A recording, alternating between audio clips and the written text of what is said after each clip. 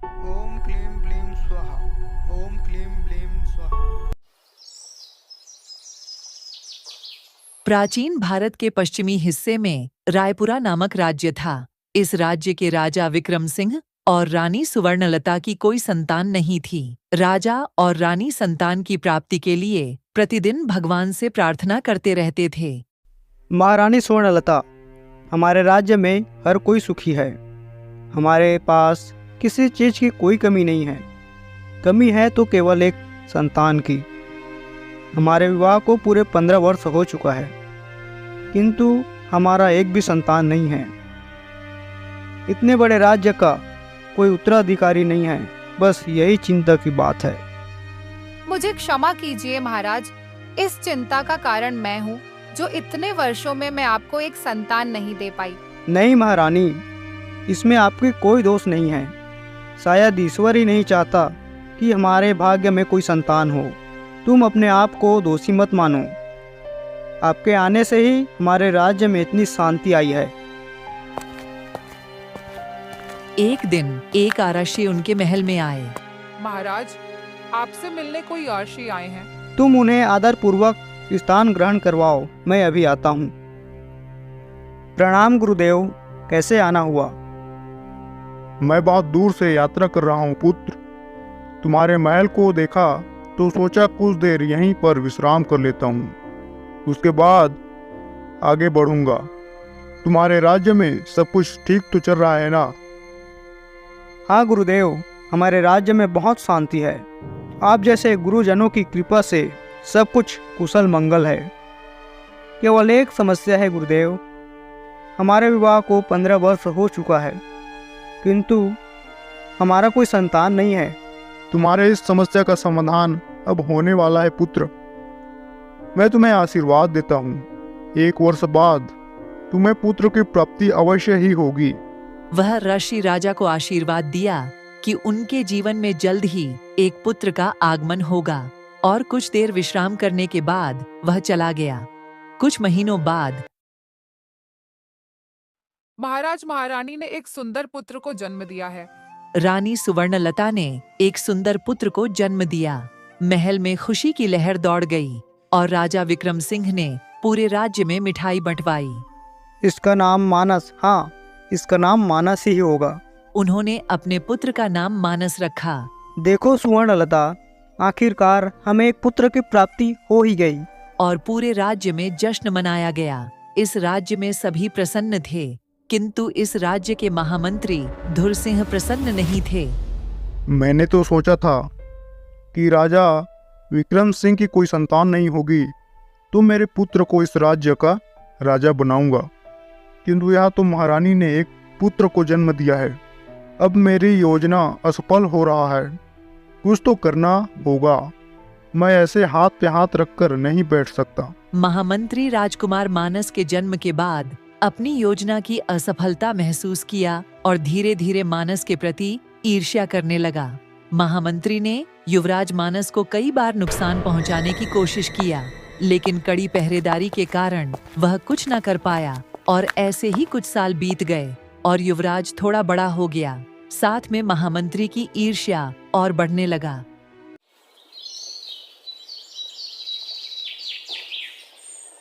एक दिन महामंत्री एक तांत्रिक के पास गया जो काले जादू में निपुण था। कौन हो तुम? तुम यहाँ क्या कर रहे हो? चले जाओ यहाँ से, चले जाओ। क्षमा कीजिए तांत्रिक बाबा, किंतु मुझे आपकी सहायता की आवश्यकता है। कैसी सहायता? और मैं तेरी कैसी मदद कर सकता हूँ?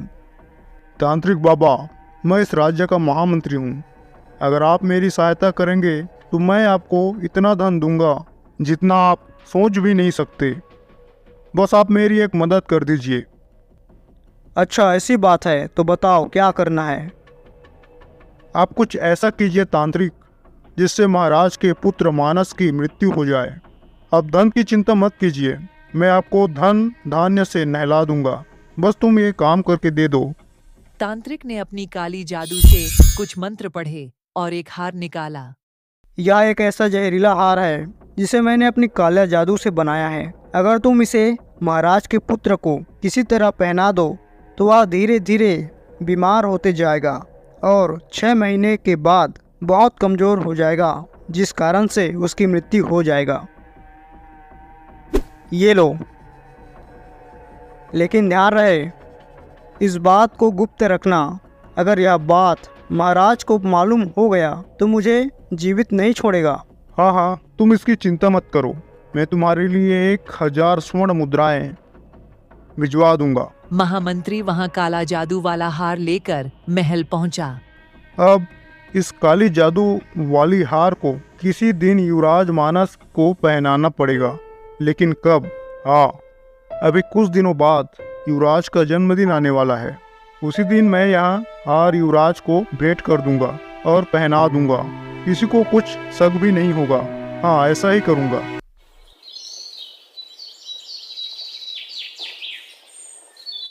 कुछ दिनों बाद युवराज मानस का जन्मदिन आया। तब सब खुशियां मना रहे थे। महारानी, आज हम बहुत प्रसन्न हैं। आज हमारे पुत्र को पूरे 12 वर्ष हो चुका है। पूरे राज्य में मिठाई बंटवा दो। आइए महामंत्री। केवल आप ही प्रसन्न नहीं हैं महाराज, युवराज के जन्मदिन पर मैं भी बहुत प्रसन्न हूँ।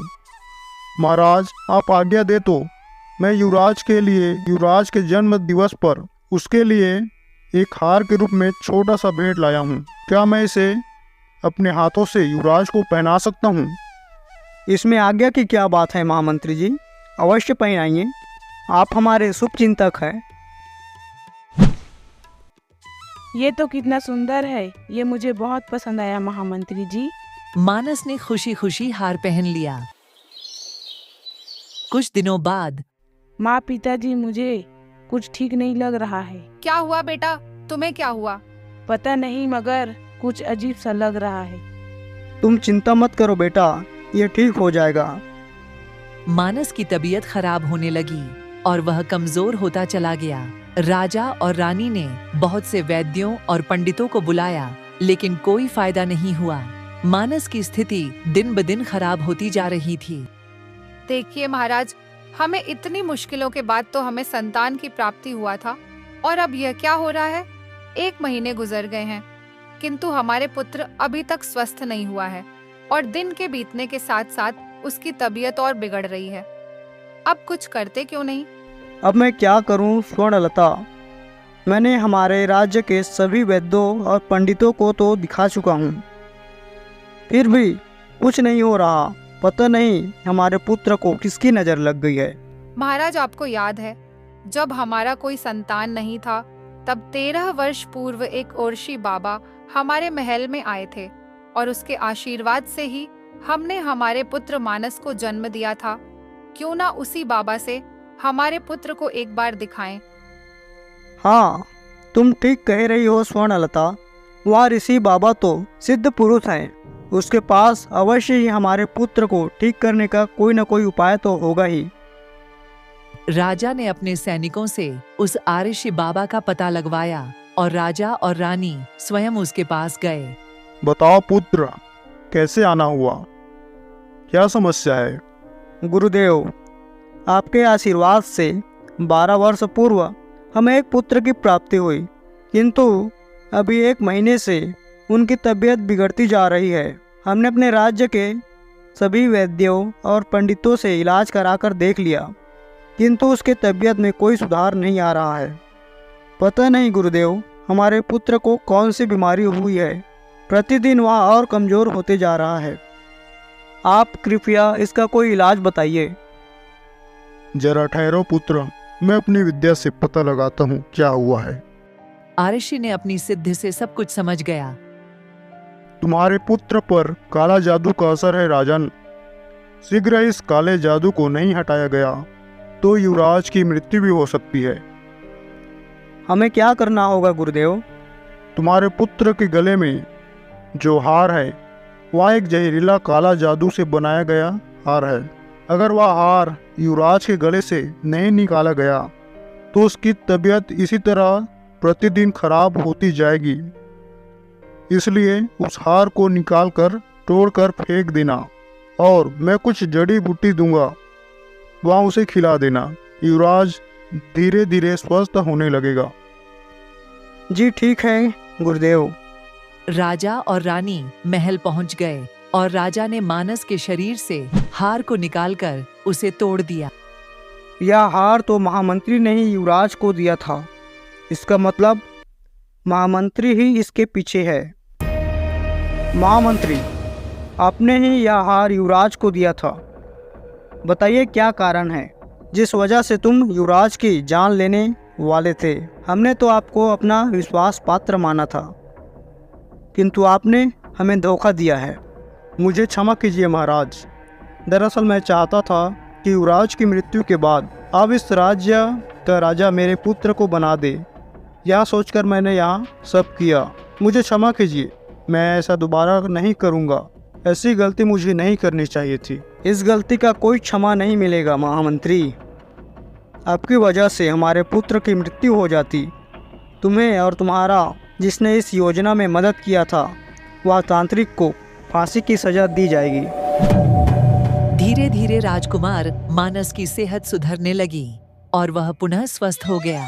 राजकुमार मानस के स्वस्थ होने पर महल में फिर से खुशी लौट आई। राजा विक्रम सिंह और रानी सुवर्णलता ने आर्षी का धन्यवाद किया और प्रजा के कल्याण के लिए अपना जीवन समर्पित कर दिया।